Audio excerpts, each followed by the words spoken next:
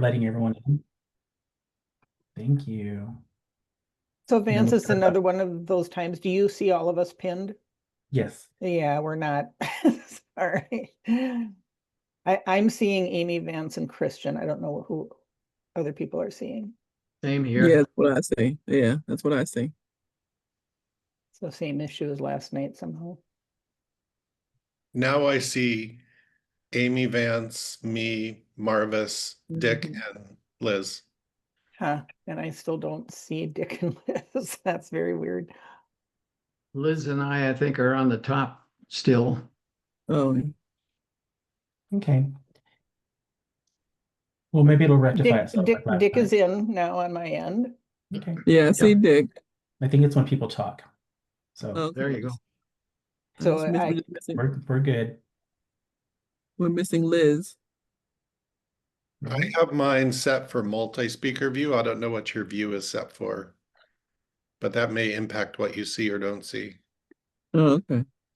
Or not, I don't know for sure. I don't know how to do that. I mean, I'm seeing 5, but Mhm. I don't know how to do that. Oh, there we go. Thank you.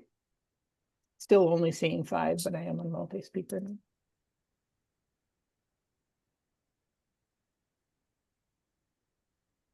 It is because it's spotlight, he says. I don't know what that means.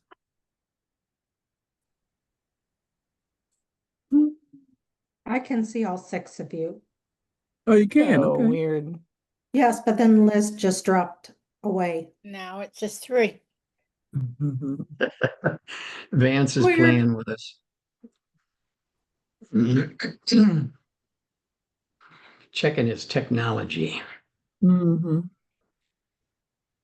He's just removed himself from the party. Oh, now I see. Oh, that's Marty. Yeah. Was good seeing you for real this morning. Yes, it was good seeing you. I loved your T-shirt. I kept trying to figure out to read all the way down to the bottom. Well, it I was finally made, got there. it was made with what's on the front, and then I thought that's not enough, and I Okay. took it to a t-shirt shop and said, say Okay. it for real. Don't just, Right. Oh, that was great. I finally I'm made mouthy, okay? I'm very mouthy.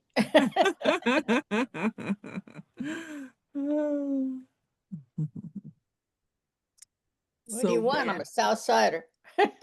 Oh, okay. Oh, that's why. Okay, I'm a I South might Side. live in Oak Park, but I'm a South Sider. All right. I grew up all over Hyde Park. Oh, did you? Okay. Okay, Marvis, if you want to Yes. begin. Yes. Is everybody in? Good evening, and welcome to the 15th annual Deloria Jr. Theological Symposium. This is day 3 of our celebration, and we've had a wonderful 3 days of information and sharing and testimonies. As is our tradition, we normally start with our land acknowledgement. November is National Native American Heritage Month. During this month, we honor the culture, traditions, and achievements of Native Americans, Alaskan Natives, Native Hawaiians, and affiliated island communities. We also wish to recognize and honor all our Indigenous siblings who have and continue to call this land their home. We also acknowledge that the Lutheran School of Theology at Chicago is situated on land traditionally belonging to the Potawatomi Nation, who have been stewards of this territory for generations. We recognize the painful history of forced removal and displacement experienced by the Potawatomi, and we commit to honoring their legacy and work towards a more just future. We give thanks for their presence here since time immemorial. I'd like to introduce our Master of Ceremonies, the Director of ELCA Tribal Relations and Ministries, Mr. Vance Blackbox. Hello, everybody. Good evening. Welcome, welcome. Welcome to the 15th annual Find Deloria Junior Theological Symposium. I'm certainly glad that we have, it looks like, some of the same folks that continue to join us, not just for this week, but over the years. So thank you, friends, for your continued support and return, but also looks like some new names. So for those of you who are joining us for the first time, we're really grateful for that. Also important for me to say thank you to the Lutheran School of Theology, at Chicago for their continued hosting the Vine Deloria Junior Theological Symposium and for all the support they offer to me and those of us who do the planning and producing of this event. The planning team this year consists of one Christian Scharen, who you hopefully see on the screen here, Pastor Emmanuel Retamosa, who presided at worship this morning, Vicar Wanda Frenchman, who preached at worship this morning, Jennifer De Leon, who's the director of not either of those things, the director of racial justice for the ELCA, as well as Brenda Blackhawk, who serves as the director of communications for Central Lutheran Church in Minneapolis. And we're really, really grateful for seeing all of our good hard work and planning come to life, both in our participants who are showing up to support, but also and learn, but also to our speakers, presenters, panelists who are offering such a wealth of knowledge and wisdom. So we're really grateful. This evening's a special evening. I just tell a little bit of the story about how the Vine Deloria Junior Theological Symposium came to be. Just quickly, there was a host of folks that showed up at LSTC at the invitation of the president, who was interim at the time, myself, and the dean, who came together to talk about what it would be like to have some Native programming on campus. And so we had the Reverend Marlene White Rabbit Helgamo, Reverend Tink Tinker, Reverend Gordon Straw, and Pete Perro was there in the room to have the conversation, Cheryl Perro, Mark Swanson, and some other faculty and staff that were supportive as well. And so one of the comments was, well, we need to have a space and a place for Native voices to be heard. And so for all these years, I've been like, just Native presenters, just Native people. We need to make sure Native voices are present at LSTC and in this symposium, because we're so often not represented in many places. And so in the conversations, whether it be at seminaries or in the church in general. But I was convinced that we need to have some other voices, some new voices, some voices that aren't Indigenous, and to come and be a part of our time together. And I believe that those whom have been invited and are assembled are those voices that we need to hear. So we want to say thank you for being the first of those voices of allies for Indigenous peoples that I've gotten to witness over the years, and I'm grateful for. But I'm hoping that other folks will get a glimpse of some of the passion that you folks have and the compassion and the dedication to this work. So thank you for being here with us tonight. We have Dr. Christian Scharen, who is the director of the chapel and many other things at LSTC. We have Reverend Dick Magnus, who is an advisor to the Repudiation of the Doctrine of Discovery Task Force for the ELCA, but has been doing this work for quite some time, and hopefully he'll share a little bit about that since those NILB days, National Indian Lutheran Board days. We have Elizabeth Andress, who is one of my sturdy and helpful and loving and dedicated teammates as a co-lead of the Truth Seeking, Truth Telling Initiative for Indian boarding schools for the ELCA and the Repudiation Task Force. And also then Bishop Amy Odgren, who serves as one of our co-chairs, along with Manuel Retamosa of the Repudiation Repudiation of the Doctrine of Discovery Task Force. And so we have some all-stars, in my opinion, here this evening, and looking forward to having some great conversation. For those of you who are joining us, please know that if you have questions at any point in time, please put those in the chat. I'll be monitoring the chat, and at the end of our time together, we'll have a chance to maybe ask some of those questions. And so please remember to put those in the chat, and I'll be taking a look at those. So welcome, everybody, and I'm so glad to see so many folks here this evening. And we're going to get started with our panelists. And so we're going to start this evening with Christian. And Christian, I'm going to ask you that first question, but before you start asking the first question, I'd really like you to introduce yourself just a little more. But if you could introduce yourself, and the question at hand here is, how did you first enter into this important justice work for and with Indigenous people? Why is it important to you? Well, it's an honor to be here. I'm humbled by the invitation. Thank you, Vance, for inviting me, and thank you all for attending, my fellow panelists, and everyone who's attending. I serve as professor of worship and preaching at LSTC, and I've toggled back and forth between parish ministry and work in theological education through my career. I came to LSTC just a year and a half ago, after serving St. Lydia's Dinner Church, a new missional community in Brooklyn, New York. And I'll tell some stories about other aspects of my life as we unfold the conversation tonight. So I'm grateful to be here. I want to answer your question, the first question, with a couple of stories. I grew up in Bozeman, Montana. And when we moved to our small farm outside of town, one of the first things I remember doing with my dad was building a fence around our property. We had a huge garden, horses, a cow, some sheep. And when I was a little older, I started selling strawberries from our garden, first with a sign along the road. I think it was like $1.50 a quart. And later in the farmer's market in town. And my strawberry business bought me my first stereo system. And later, believe it or not, my first beat up car, a 74 Ford Mustang. My only memory learning about Native Americans growing up came from visiting the Madison Buffalo Jump near Three Forks, where the three rivers come together to form the Missouri River. To me, it was like a site focused on telling the story of an ancient, now disappeared people. What I didn't know then, but know now, is this land was sacred and used for thousands of years by indigenous peoples, and they all still exist, either in Montana or the surrounding states. The beautiful grassy valley cut through by these major rivers made it a significant buffalo grazing area and gathering place for many tribes joining together to hunt. The Blackfeet called the area Akoto Waktai Sakum, which in English means where many come together. And tribes from all over the Mountain West came there: the Crow, the Northern Cheyenne, Salish, Kootenai, Blackfeet, Bannock, Lakota, Nez Perce, Flathead, and Eastern Shoshone. You may know the book Braiding Sweetgrass by Robin Wall Kimmerer, who's a citizen of the Potawatomi Nation. In her book, she tells a story about strawberries. That's quite the opposite of my experience growing up. Near her home, she would go out to pick wild strawberries.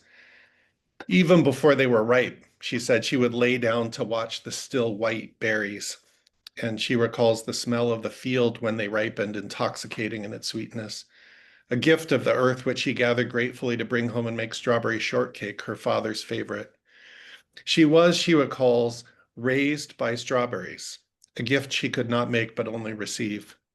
She was raised by strawberries, nature's gift to her and her family, and her response was gratitude. I, on the other hand, raised strawberries, my land and labor, producing a commodity I sold in order to buy other commodities. It has been a slow waking up for me, coming to see both indigenous people more truthfully and seeing my own pioneer family history in the West more truthfully as well. Despite growing up in the West, in Montana, and also in Wyoming, where my grandmother and other relatives lived, I didn't learn much about indigenous people. It wasn't until I moved back to Minnesota in 2008 to teach at Luther Seminary that I had a crash course. It was the 150th anniversary of the state, and 4 years later, the 150th anniversary of the US-Dakota War of 1862. I remember taking my son on a school trip to Fort Snelling just after our move, and there was no signage at all about indigenous people or the fort's terrible role in the 1862 war.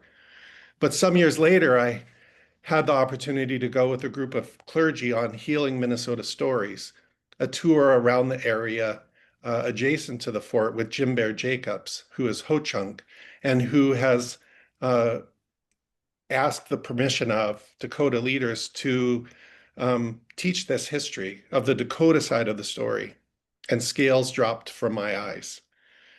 It was during this period that I learned how closely related I was to Laura Ingalls Wilder and began to feel the weight of responsibility to work to counter the harmful ways her stories of our family claiming lands on the frontier trade in racist tropes regarding indigenous peoples, embodying the claims of manifest destiny, white supremacy, and beneath both, the doctrine of discovery.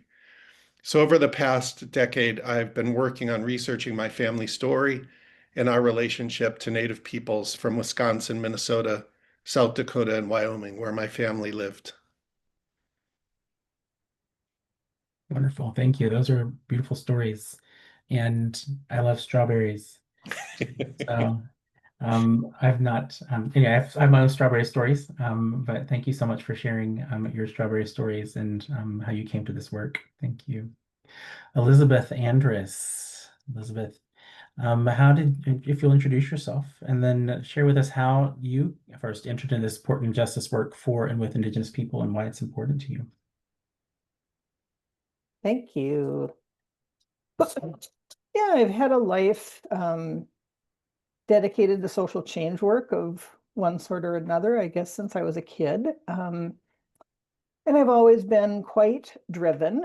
And a Catholic sister I was working with said, "Oh, I think God is saying, oh, sweetie, just take a little break." So I gave myself a little break in the beginning of 2000, not knowing that we were really going to get a break during COVID. And in that time of stepping back from full-time teaching, so again, just a little bit more about me, my vocation has been in education, higher education, adult education, curriculum design, and my avocation has been organizing community, faith-based community organizing for many years as well. Parent, grandparent, great-grandparent, spouse, my caregiver for my mom until she passed away 10 days ago. So I'm carrying her in my heart today. She would be in one of these squares today at age 92 if she was around. Yeah, so this commitment wasn't new, but in this time of stepping back and reflection, I don't know if you ever have these experiences where you hear the same thing from disparate places, if you're paying attention. And the thing that really resonated for me was truth and reconciliation, truth and reparations, truth and healing. And for me, it was this really being drawn into where it's what Christian was trying to say, right? Like, where am I in the story? Sometimes in faith-based community organizing, we're working for people out there to make changes. And I was just really interested, like, where does white supremacy reside in me, in the air I breathe, in the institutions where I am embedded, where I'm served. And so it was at that same time then, as I had stepped back, thinking then about how do I want to engage, where do I engage, with whom do I engage, that I'm in Golden Valley, Minnesota, and the Minnesota Council of Churches made a declaration that year of a 10-year commitment to truth and reparations with African Americans and Indigenous people. I went to their first conference in 2021, and at that conference, one of the speakers was the then executive director of the National Native American Boarding School Healing Coalition. It's a mouthful. NABS is the acronym we use. She educated us about Indian boarding schools, and I was mostly ignorant how they were part of the genocidal project of the white US government to wipe out Native Americans and take all of the land, and then the devastating effects on children, families, communities, and tribal nations then and into the present. Each of the speakers was asked to educate and then make a call for action. Her call was over 50% of Indian boarding schools funded by the federal government were run by church institutions. Direct collaboration with the government. The denominations must do their work to find their records of all Indian boarding school activity and make them accessible to impacted Native Americans. So there it was, right? I was on this path, was thinking a lot about, just loved what Wanda said this morning at chapel. I have it here somewhere. Be hollow bones and wait for the Holy Spirit to blow in you. And so it felt like that. And so, okay, that's concrete. It's clear. It drew me in. So I'm a Lutheran. I called the ELCA. What are we doing about this? I don't think we're doing anything. Who might I talk with? Oh, maybe this person. Oh, maybe that person. I think it would be Vance. Vance was not at the ELCA. He was actually at NABS at that time. And I tracked him down. We had a couple of conversations. And he said, yes, this is exactly the time. And so we conspired a bit. And then the next thing I knew, he was on staff at the ELCA, called me and he said, so are you saying that you want to lead this? Gulp. That's what good organizers do, right? And really without hesitation, I said yes. In part, for many of you, you would understand this to be in relationship with Vance Blackfox in this work. I trust him. I knew I would be guided and challenged by him as a white person. And he also was like, this is white people's work. And that mattered to me, right? And and from the beginning, we've called it truth seeking and truth telling, not helping. I also love it because it's one of the things I watched at this conference I was at. It was like, yeah, but what can we do? And what I hear in that a lot of times is like, we love performative. And this work with Indian boarding schools, it's a lot of digging around and investigation and doing small forums at our churches. And most of it is just not performative. And it is such good practice for me as a white person. And I'll loop through like, does this really matter? And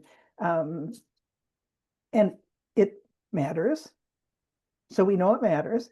And a lot of us we gather quarterly as participants across a 100 participants across a 10-state area right now doing this work. And we'll say, gosh, as we watch the efforts of erasure, new, bigger efforts of erasure of Indigenous people, it's more important than ever. So yeah, I think that's sort of what drew me in and why I think it's important, and I think it can be my part for coming into right relationship. And again, the more I do the work, it's like, yeah, I get to do my little part, and we need like 100-year vantage point, right? Like, yeah, and it's good work in all the things we get to do, and I get to talk about it more with the next question. So thank you. Thank you, Elizabeth. So grateful. And it felt very spiritual to me as well. And really grateful that both I answered the call and she answered the call. Both figuratively and literally. It was a blessing. So it's been a blessing to work with Liz all these years now. Thank you so much for your work. Reverend Dick Magnus. Dick and I got to know each other. I, of course, known of Dick and knew Dick for many years. Felt like besties with his wife, Kathy, at times for having worked with her in the past. But Dick and I got to know each other very well at Standing Rock. And so really glad that we've gotten to work with each other since. So Dick, how did you first enter into this important justice work for and with Indigenous people, and why is it important to you? Thank you, Vance. It's so great to be with this group of people tonight and to be able to hear the stories of how people got involved. For me, my first calls in ministry were to urban ministry and to campus ministry in Denver, Colorado. As part of that, I was invited to serve on the regional entity for the Lutheran Council in the USA, LaCUSA. Some of you wouldn't even know that because it's so long ago. One of the programs of that group was the National Indian Lutheran Board. The NILB came into existence when a group from the American Indian movement took over a building at Augustana College in Sioux Falls, South Dakota. AIM demanded that Lutheran leaders come meet with them and demanded a more robust relationship with Indigenous people. The board always had 3 blue eyes on it. I was one of those blue eyes from 1979 to 1981. 2 of the people in that group, Eugene Crawford, the director of the National Indian Lutheran Board, and Sid Bean, the president of the board, challenged me to see Indigenous people and the church's relationship with them in better ways. NILB worked for justice with Native nations. Funds were provided for hunger, for advocacy on treaty rights, and leadership development.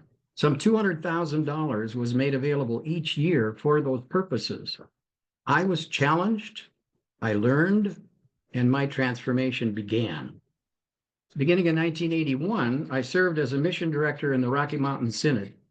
During those years, I met and learned from Dr. George Tinker.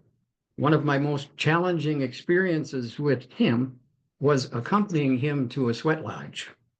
I was challenged to move out of my comfort zone and experience spirituality in a different way.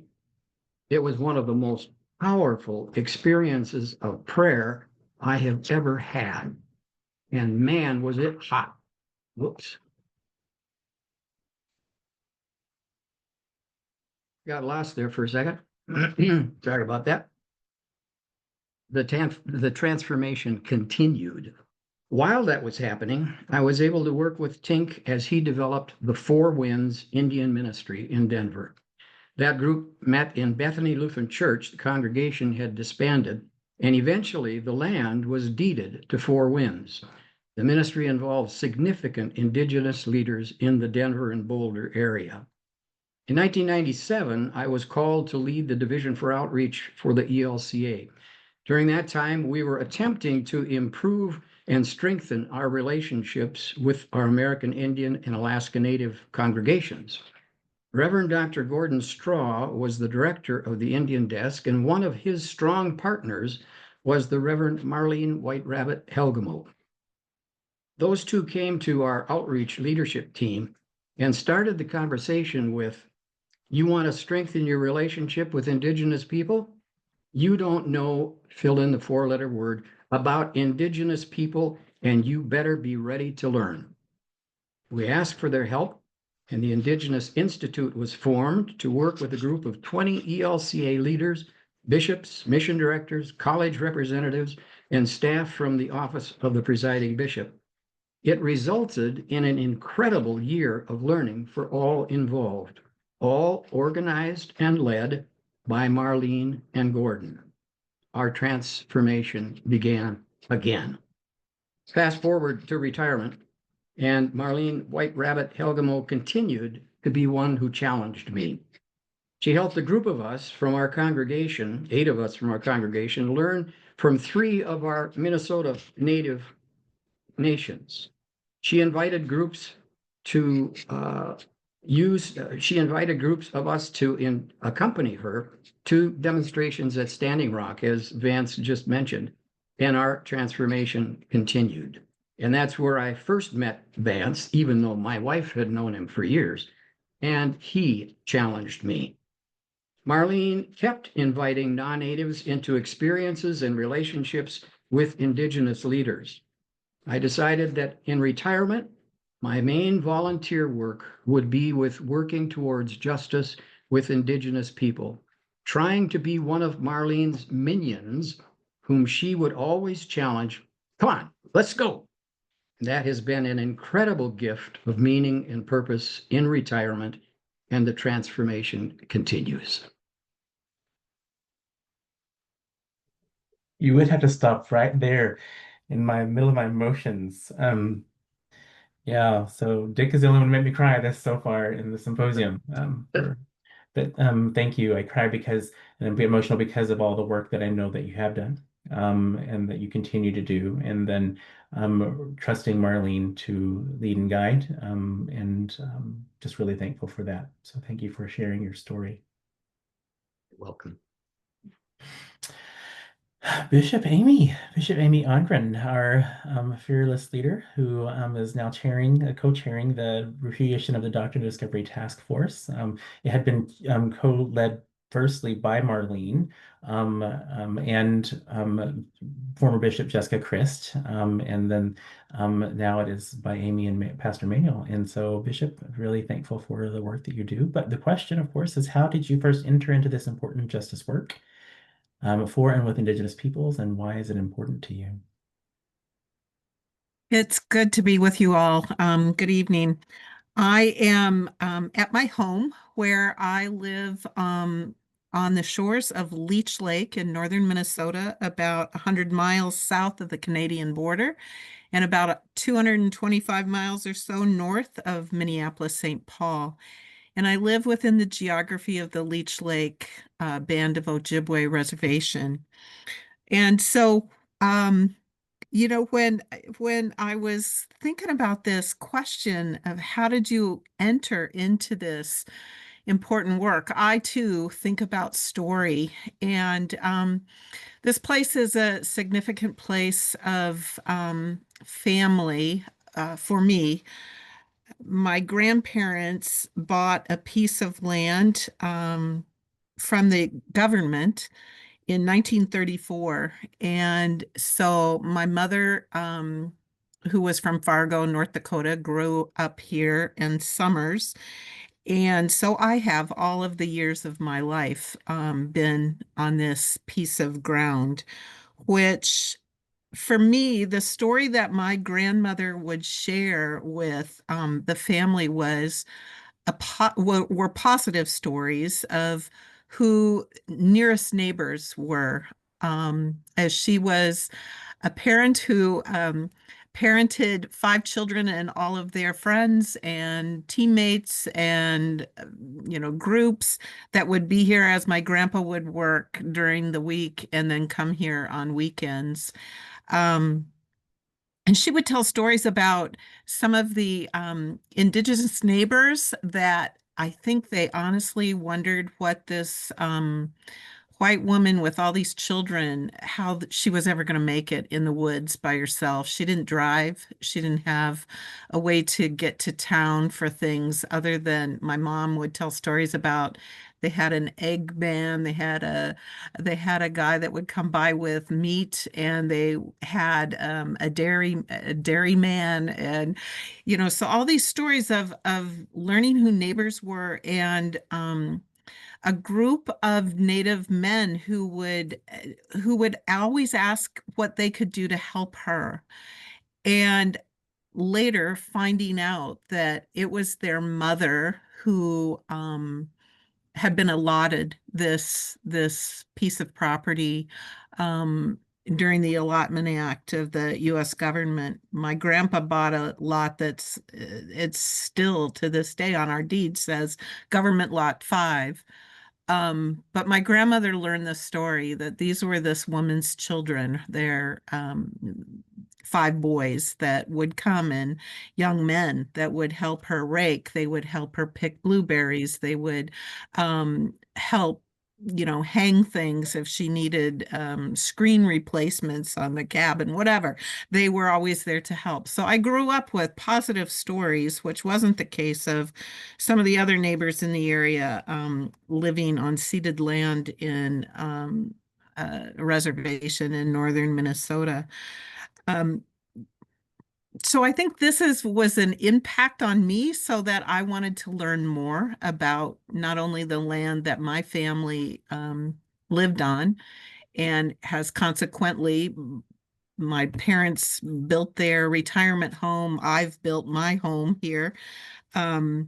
So for so many years now, I wanted to find out more about this place. And I learned about the Treaty of 1855, which was one of the significant treaties to the Ojibwe people in this place.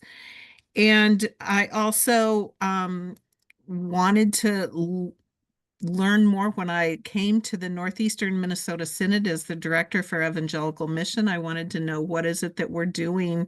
What is the Synod doing for building relationships and any establishment of living well with who our neighbors are? There are 5 federally recognized reservations on the geography of the Northeastern Minnesota Synod. And when I came to be the director for Evangelical Mission in 2016, the bishop at that time responded to me, sadly, nothing. We're doing nothing.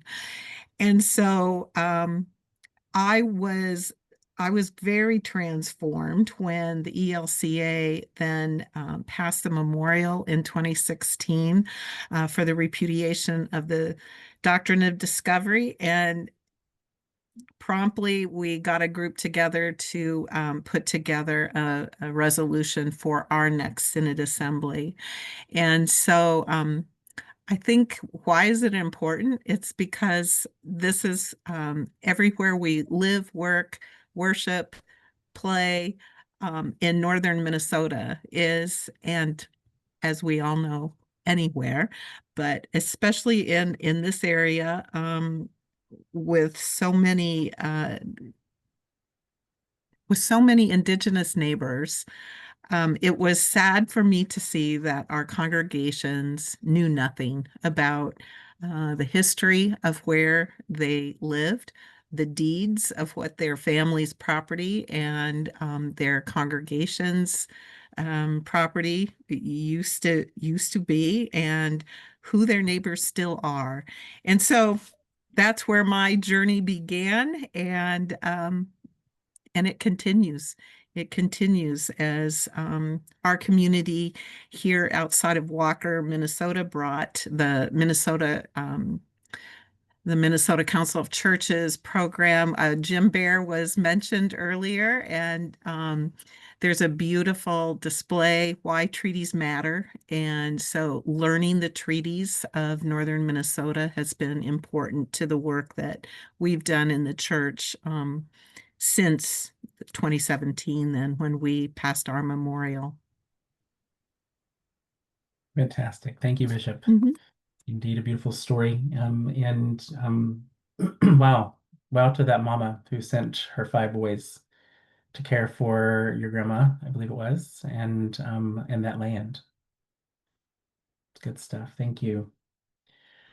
So we'll move on to our next question, and we'll head back to Christian here.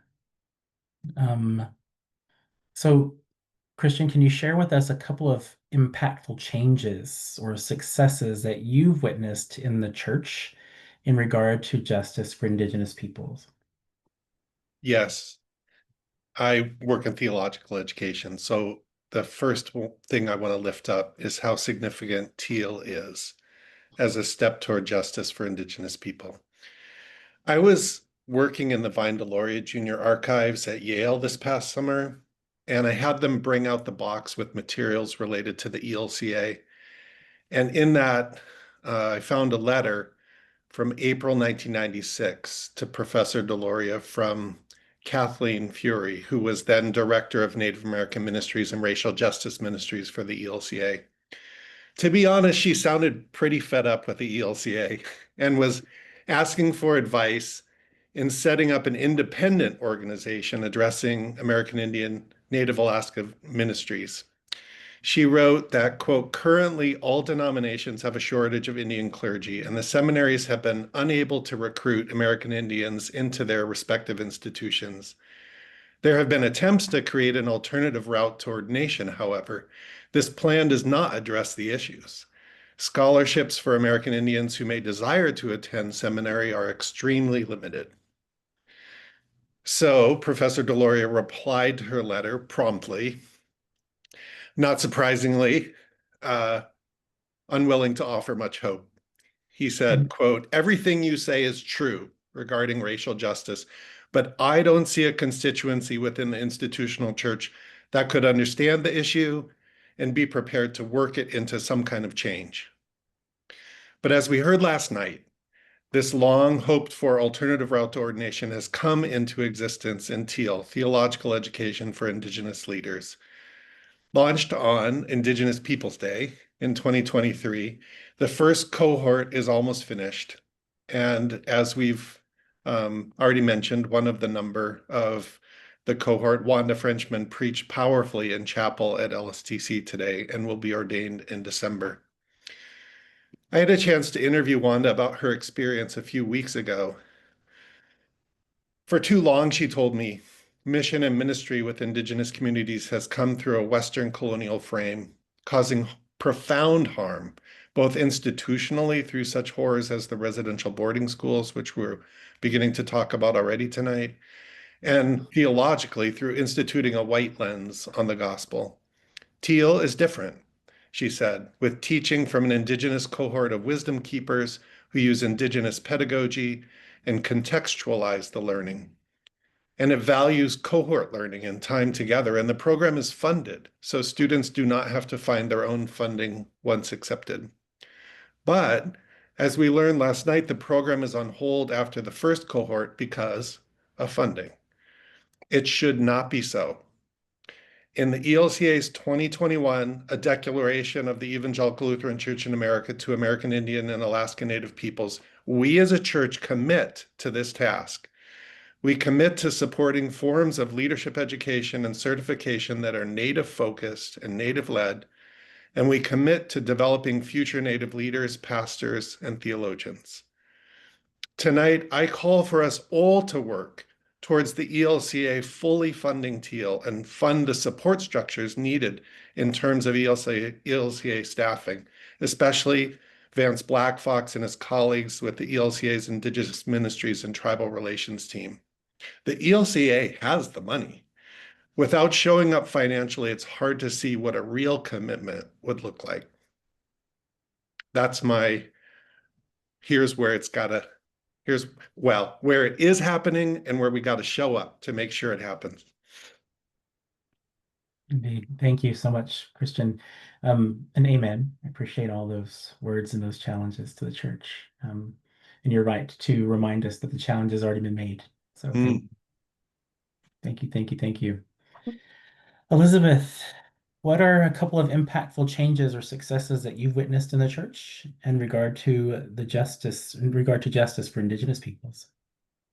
Yeah, I'm going to take a lens specifically to the Truth-Seeking and Truth-Telling Initiative on Indian boarding schools. We've been at it now for 3.5 years, began in 2022, as we said.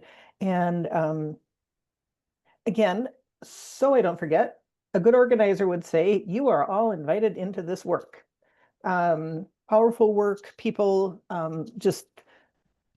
you can start by just emailing me. I'll put my email in the chat. And then you become a participant in this initiative, and everyone shows up in different ways. People take on projects, people show up for quarterly gatherings online, people do education in their context. So you are invited. Yeah, so at the core of the initiative is, as I said, finding our Indian boarding school records as the ELCA and making them accessible. In that, we have made significant progress.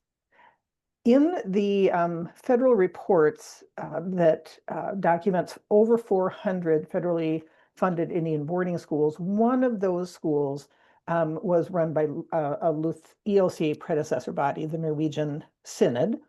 That was Bethany Indian Mission and boarding school in Wittenberg, Wisconsin. Paul Daniels was for many years the archivist for ELCA Region 3 archives. He held and protected the entire archive from Bethany for years. And when I tracked him down in the first months of our work and invited him to collaborate with us, he considered making the records accessible to Native Americans as his capstone project before retiring recently. Those archives, he worked with a team of our participants to fully catalog and inventory. I drove those archives, boxes and boxes in our SUV to the ELCA Central Archives, and the staff and so archive staff there and our participants have nearly finished the tedious work of scanning every piece of paper in that collection for digital access.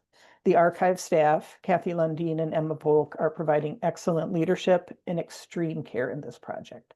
The next phase will be metadata labeling, which makes the data searchable. That also is going to be possible for a total archives ELCA staff of 2 to do, because we once again will collaborate with them and have local volunteers of our participants working on that project.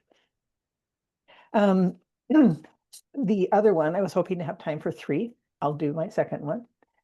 Early this year, and many of you know this story, but we in the initiative decided that it was time for the ELCA to make an unequivocal commitment to the Truth-Seeking and Truth-Telling Initiative work. We had started as a grassroots initiative. We created it. Vance and I invited people in. And so several of us worked together and with some wise ones who are with us tonight, Dick Magnus among them, to author a memorial. And then worked with our participants and others to bring the memorial to their spring synod assemblies. The memorial was considered and passed in 22 synods. I am proud of that. And in the process, our people built relationships and learned about church polity within their synods. And that matters for the long term, right? That's leadership development. So that memorial then went on to the ELCA Churchwide Assembly in July. Powerful prepared statements were made on the floor in favor, and it passed with over 99% of the vote.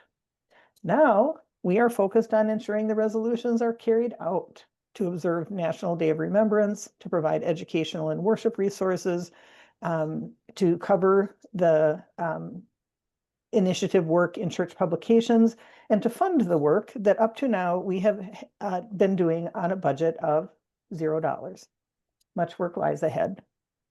And I'm going to say then thirdly, really very closely related to that, is that we've always called ourselves truth-seeking and truth-telling. So the truth-seeking is a lot of that investigative work, finding the records, and also learning. As Dick Magnus said, our ignorance is wide and deep. And so in the efforts to make Lutherans in the pews, as Dan says, aware of Indian boarding schools, part of our truth-telling intention, our volunteer participants created an extensive and really powerful learning toolkit of educational and worship resources to use in congregations, synods, and other contexts. So we're actually ahead of the game and are ready now to be collaborating with church-wide office staff to make those materials available beyond just our participants and their in their settings. As we summarize reports that people in the initiative made about 2024-2025 activity, we found that we had reached over 800 people through more than 20 events. So again, it's like, okay, everything we do is small. And that's something, like 800 people who wouldn't have known about Indian boarding schools. And again, building relationships. And now that toolkit that we have is being revised, enhanced, and equipping us for the path ahead. Thank you. Yeah, thank you. Indeed, a lot of work, a lot of dedication, a lot of time and energy, because others, at the invitation of mostly Liz, I had some part in that, people have shown up and done that work and taken that time. So just really grateful for Liz's leadership in all of that and her partnership. And we make a really good team, I believe. So thank you. All right, Dick Magnus, why don't you tell us what are a couple of impactful changes or successes that you've witnessed in the church in regard to justice for Indigenous people?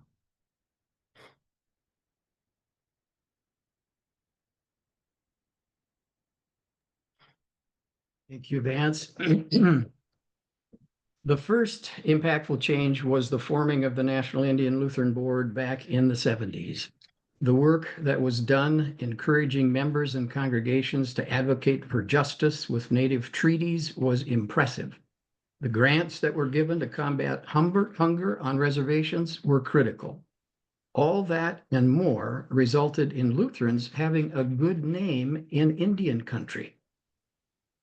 With the start of the new church, the ELCA, the resources weren't made available to continue the good work of the NILB, so relationships tended to slip.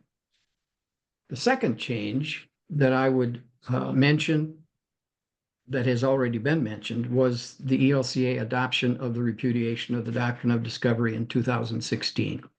It was a good document. It had some promising aspects, but it didn't take hold until former Bishop Jessica Christ and Marlene White Rabbit Helgemo went after Bishop Eaton to call for some action on the repudiation. After coming back, asking for action, Bishop Eaton finally said, okay, let's start a task force to get some action, but you too will have to get it started. So Marlene said, okay, let's go. And she and Jessica did. The task force on the repudiation of the Doctrine of Discovery was formed in 2020, and Marlene said to me, come on, let's go. And so I've served on that task force ever since.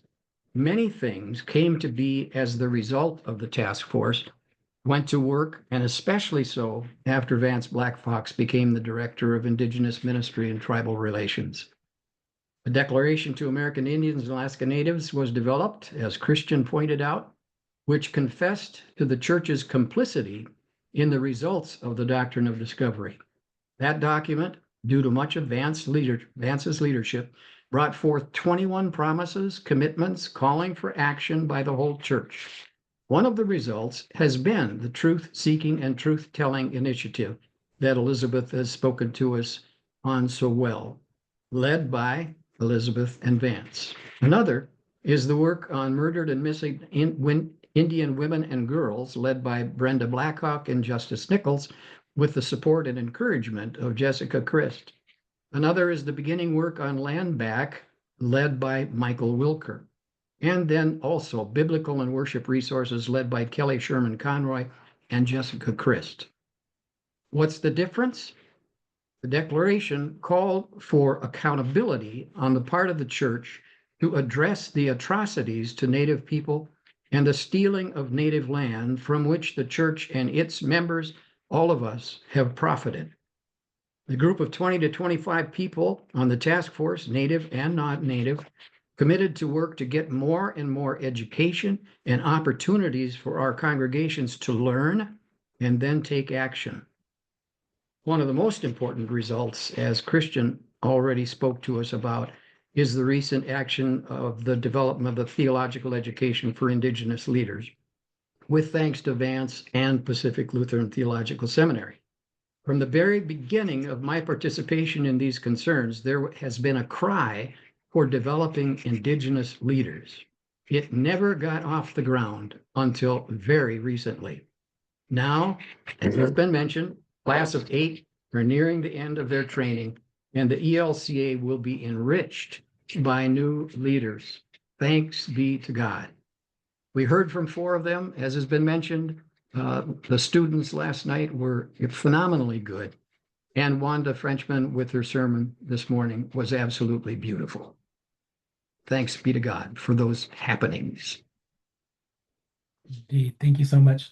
Thank you for serving. So one of the things that it's important to mention that Dick gives a lot to a lot of folks for the work that we do, but Dick is continuing to serve on that Repudiation Task Force, but also serves as an advisor because of all of his years of experience and wisdom. And so we're just really grateful, Dick, for your continued guidance and encouragement and cheerleading as we do this work. We're really grateful. Thank you. All right, Bishop Amy, your turn. What are a couple of impactful changes or successes that you've witnessed in the church in regard to justice for Indigenous people? Well, I too had lifted up the very first memorial, the Repudiation Memorial in 2016, which sparked the memorial in our synod then in 2017. And one of the things that our memorial in our synod called for was the formation of a task force, much like the first memorial for the ELCA. And sadly, you know, what I thought that an Indigenous person should be the one that gives voice and leadership to that task force. There was an issue of funding, and we had the Indigenous person who could lead that very gracefully and competently, and there was no funding in the synod for that. We tried a coalition type of approach, which people were in, but they didn't have money to put toward it. And we had a deacon candidate ready to be ordained into the leadership of it. The ELCA at that time, you know, was looking at starting new congregations. And so the point of having someone lead a task force to lead a synod into an ethos change, a transformation of how we see neighbors, was so foreign that there was no money there either. And so it took, when I became bishop, to then call the deacon candidate into the position of the director for evangelical mission. And she became ordained and was able to lead the task force with great courage and competency.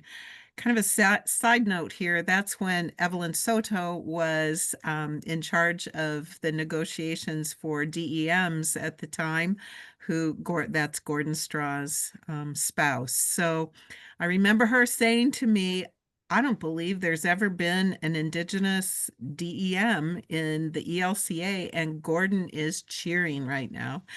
And that person led us very faithfully for a couple of years in that role. And I'm so thankful and grateful. So there's been change with that. And there is change now with the way granting processes happen within the ELCA, thankfully. I say too that one of the other big changes was a financial reparation that happened in our synod, and some of you have heard of this, and but that just showed such great hopefulness. And that was when we had some synod properties that were sold. Then our finance team, our council wanted to somehow give a reparation to the Minnesota Chippewa tribe, which 5 of the reservations on our synod geography are members of that 6 tribal government, the Minnesota Chippewa tribe. And we started with what is a good reparation to give, and everyone kind of talked about 10% is the biblical mandate, and yet that didn't feel right. And so we started to talk more and more. The Holy Spirit was felt, it blowing mightily in that room, where we started talking about the treaties that are important to our area. And so 1854, 1855, and 1866 are the treaties that are most significant in Northeast Minnesota. And so the reparation was based on those treaty years, 185,400 plus 100 for 1855, plus 1,100 for 1866. And that was such a wonderful teaching tool for folks to learn what our treaty history is, as well as it was amazing when we gave the check to the Minnesota Chippewa tribe. They were grateful to say too, we need to know our own treaty histories and teachable moments with this as well. As you might imagine, a bishop gets a lot of phone calls, and they're not always happy ones. I didn't get one phone call. I wrote articles, I explained the situation. Our council was backing this, our synod council, and there wasn't one negative notation that I received as a bishop. And so I think that was a process of education, of moving forward, of looking up and out, and realizing for folks the importance of knowing history, of knowing truth, and of saying this is a start. This is a start to live well with neighbors and to build relationships, build bridges. So those are 2, but then I have to say one more. So thank you, Liz, for blazing the trail for 3 things. And that is, it was amazing, and it was by the work of Jessica Christ for sure, to get time on the churchwide assembly agenda for the Repudiation Task Force to say what our work has been over the last several years. And then we could lift up the Boarding School Coalition. We could lift up the work of the Declaration. We could lift up the work that the task force has been doing and lift up Vance's work as well to the entire churchwide assembly. So those are my big moments. Thank you, Bishop. It's important. Yes, indeed. Hand claps, applause. It's important for us to recognize what Bishop is saying to us. There are a lot of things accomplished, certainly, that she's lifting up. Those two major things. Many other things have happened that have been birthed out of the work that she and her team has done there in Northeast Minnesota Synod. But she's talking about the work that's happening at the Synod level. She and her synod are an example of the way in which synods can also be doing this work in big ways. So it's just important, Bishop, for me to point that out. It's pretty obvious that you're saying that, but I just want to reiterate that that's the perspective, and one that we need to all be mindful of. It doesn't have to be the churchwide organization. Synods and congregations are called to this work as well. So thank you so much, Bishop.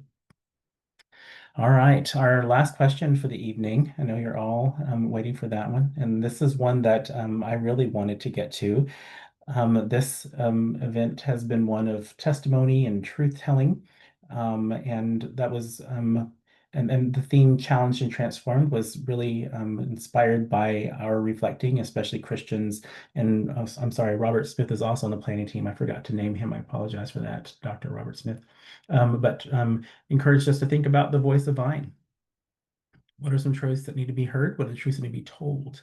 And so a little bit of a challenge here for these four in particular, because oftentimes, and I'm just going to say it, non-native people need to hear non-native people. White people need to hear white people say the truth.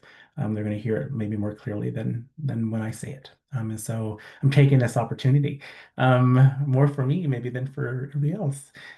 So thank you for your willingness to answer this question. And the question is, so what more needs to happen? How must the church do better for its Indigenous siblings? We'll start again with Christian.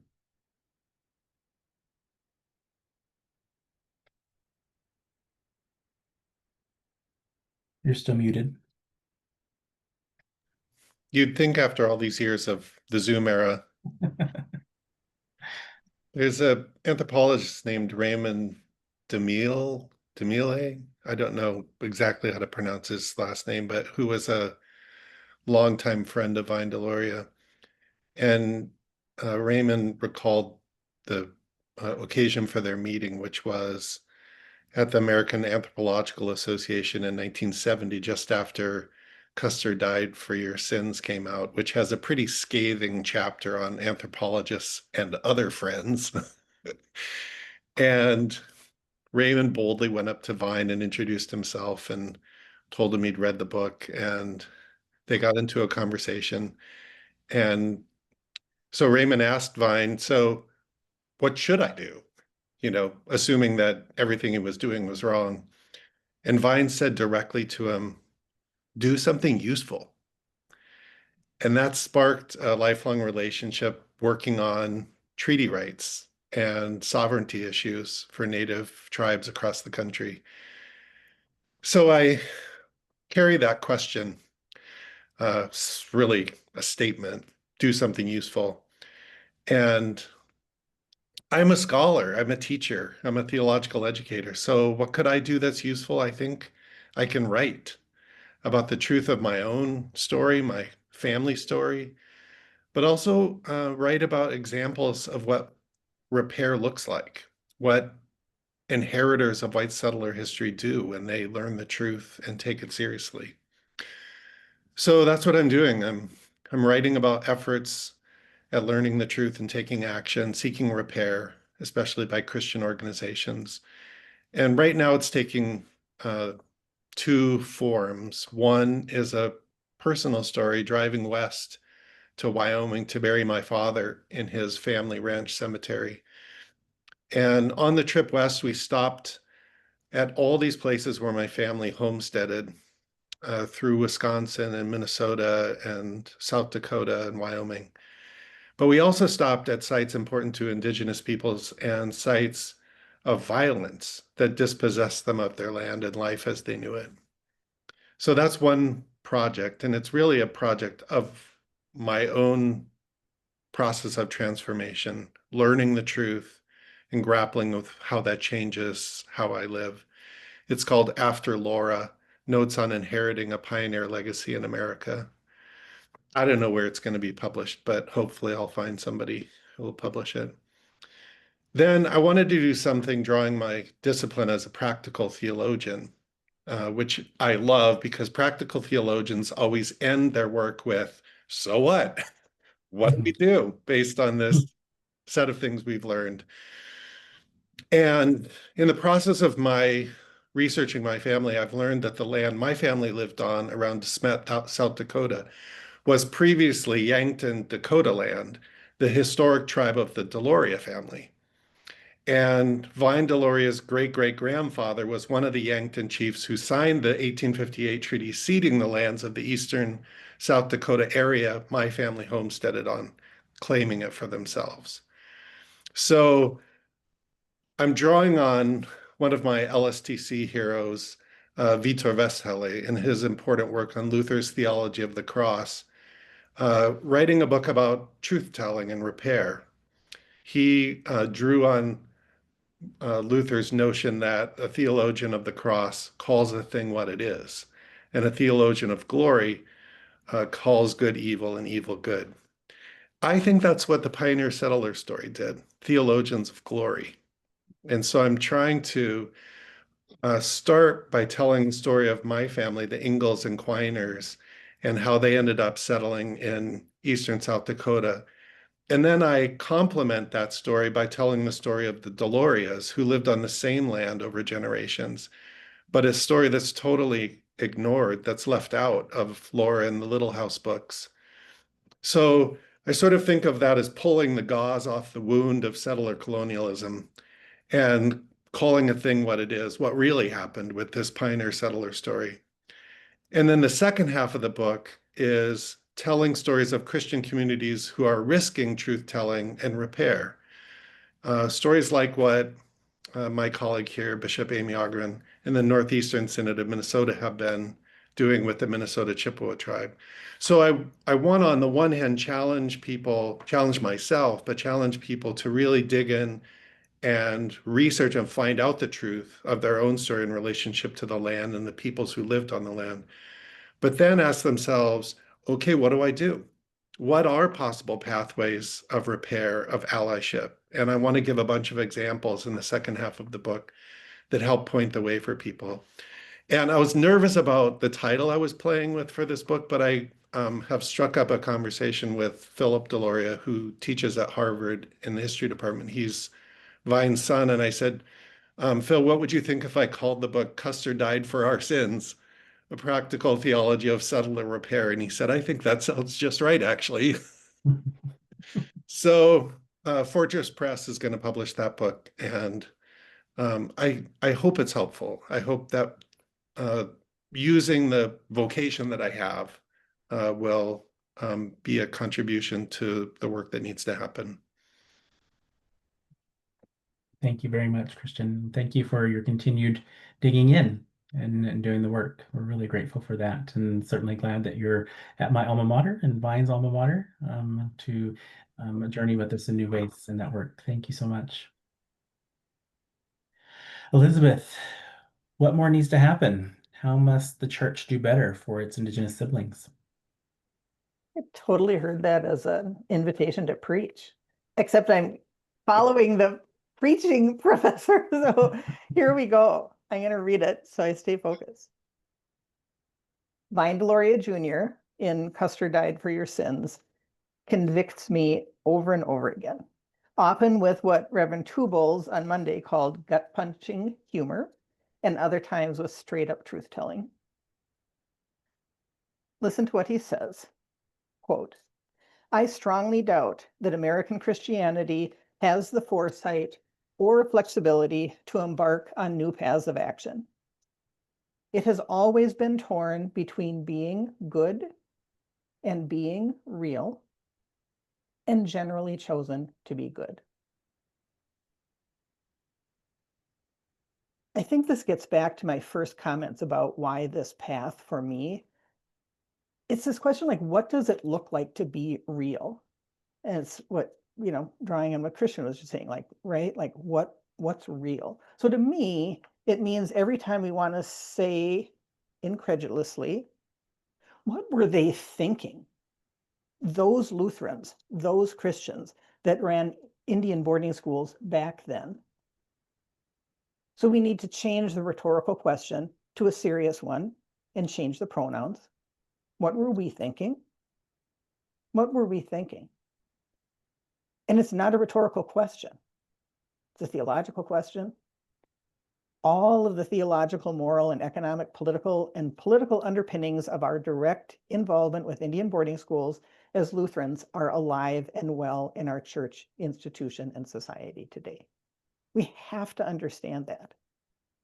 And we heard it over and over again, we need to listen to Native Americans in the ELCA, as we did with the panelists on Tuesday night, and get real about who we are and who we want to be as church.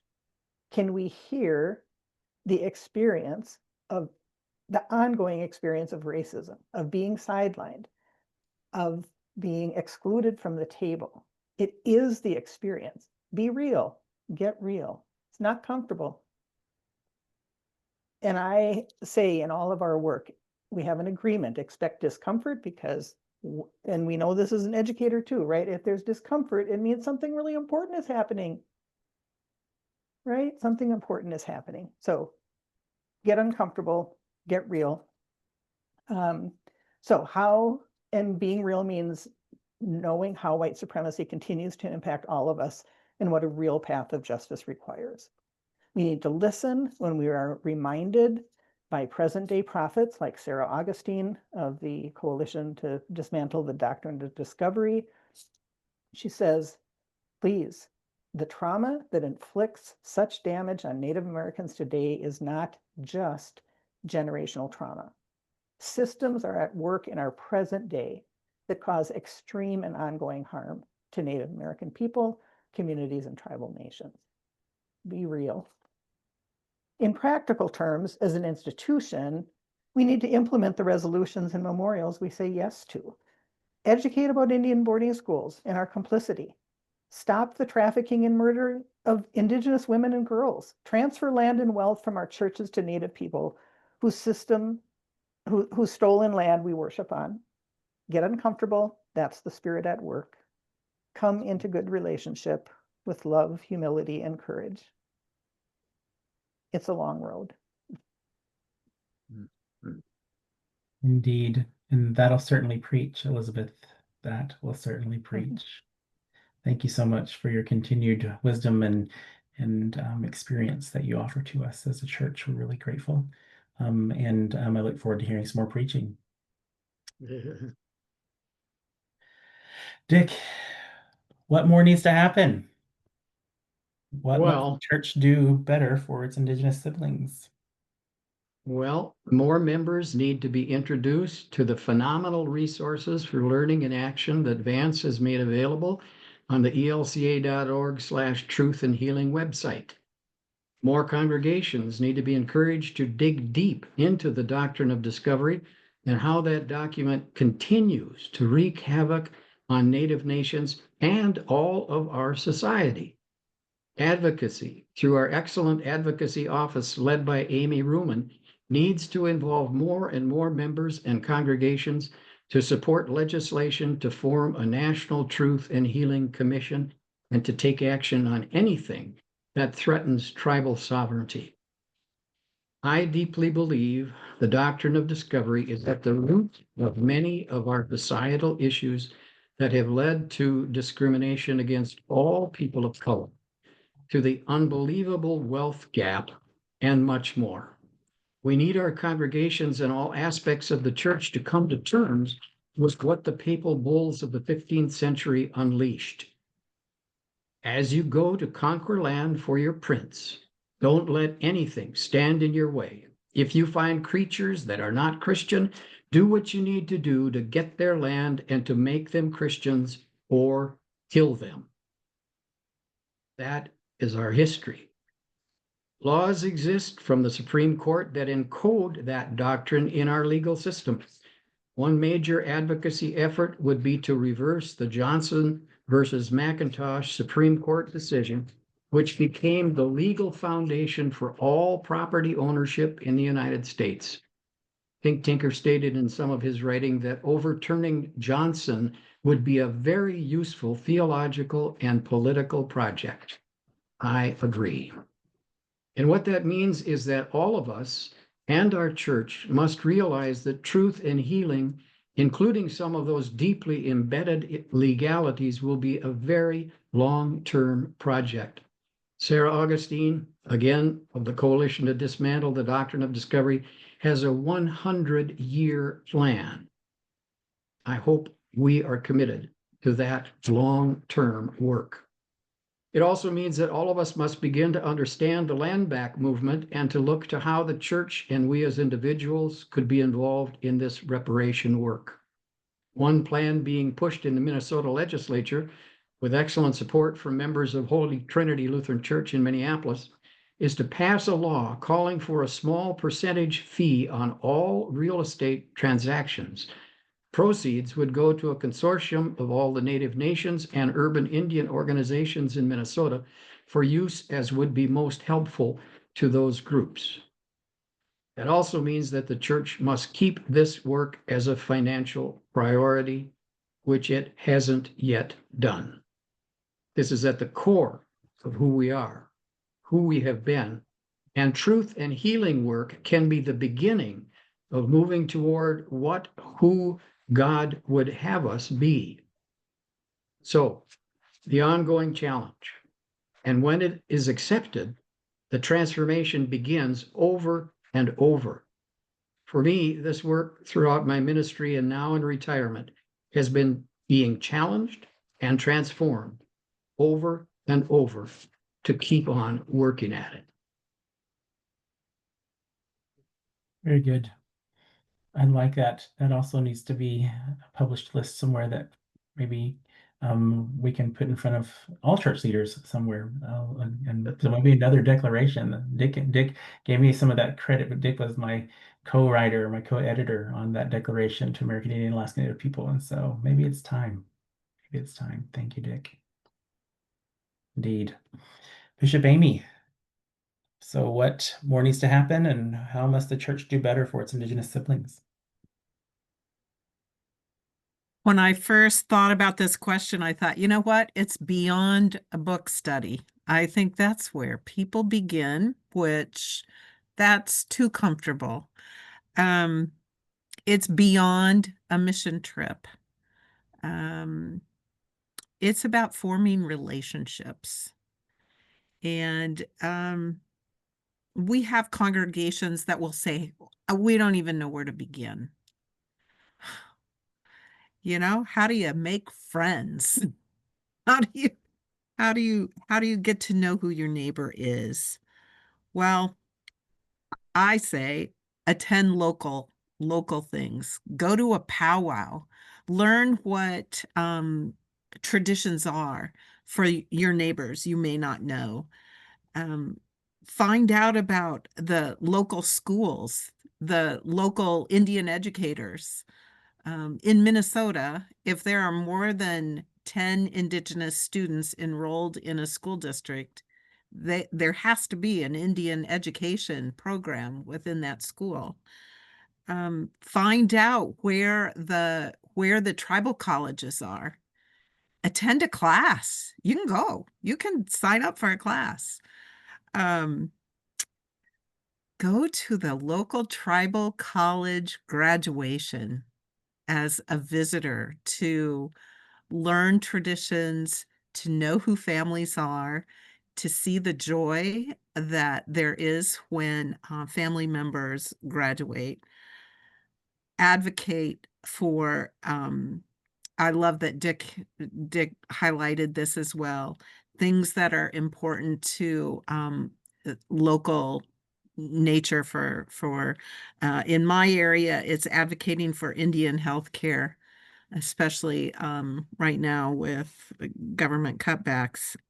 Also in Minnesota, one of the big legislative actions was the Indian Child Welfare Act, ICWA, which passed, but that was with a lot of education and advocacy that happened. That's a law that went into place saying that Native children could not be removed from their communities, that they needed to be placed within the community if there were problems at home, that, there wouldn't be any outside placement. Learn what sovereignty means and truly means, and what it truly is. Subscribe to Indian news sources to learn about what topics are highlighted across Indian country. Attend a blanket exercise, participate in the blanket exercise, which is an interactive, for those of you who have never done it, an interactive learning tool that that can actually truly transform the way people think and interact with neighbors. Know the treaties in your own local geography. Know what the tribal sort of legislative bodies are. Know who the tribal leaders are in a community. So mine is all about, beyond the just sit and read a book. It's get out there and rub shoulders and elbows in learning who people are, form relationships. Very good. Thank you, Bishop. Well, folks, I want to say thank you to these panelists, of course. we don't have any questions in the chat, but you've answered probably all the questions. Thank you all so much for answering the questions that I put before you with such generosity and compassion and love, and for your alliance, your allyship with Indigenous peoples in your work, and especially here tonight. I know that we would be really blessed by the presence of more and more allies in this work. And I believe that you've made that challenge. And so giving folks ideas to think about, the ways in which they may have experienced their relationships with Indigenous peoples, or the ways in which they may need to move forward in their building relationships with Indigenous peoples in new and good and healthy and right ways. So thank you, panelists. We also want to say thank you to Dr. Linda Thomas, who is the Vice President and Academic Dean for the Lutheran School of Theology at Chicago, but also is the Director of the Pete Perro and Cheryl Stewart Center for Intersectionality Studies at LSTC, who is a partner with my office in hosting this event, the Vine Deloria Junior Theological Symposium. We want to say thank you to Marvis, who represents the Perro Center, and started our night out tonight with a wonderful land acknowledgement and welcome. And also just her incredible work at coordinating everything with us there on site. We're really grateful, Marvis, for all your work, as well as the work of Christian Scharen and his hosting chapel and getting folks taken care of in that regard, and of course the IT staff doing the technical work. But thank you to all of you for your time tonight, for honoring Vine Deloria Jr. By being present and hearing and listening. And again, thank you to our panelists this evening for your continued work, your words, your compassion, your love, and allyship. I'm really, really grateful to all of you, and can look forward to continuing our work together. So with that being said, we will conclude this 15th annual Vine Deloria Jr. Theological Symposium. I hope that if you've not been snacking while this has been happening, that you'll find time to find some meal, some dinner, some refreshment, because that's what I'm going to do. And just know that we look forward to having you back again next year. So again, thank you, panelists, and thank you everybody who was here tonight. We are grateful. Wado, wado, wado, wado. Have a good night. Good night. Thank you. Someone asked if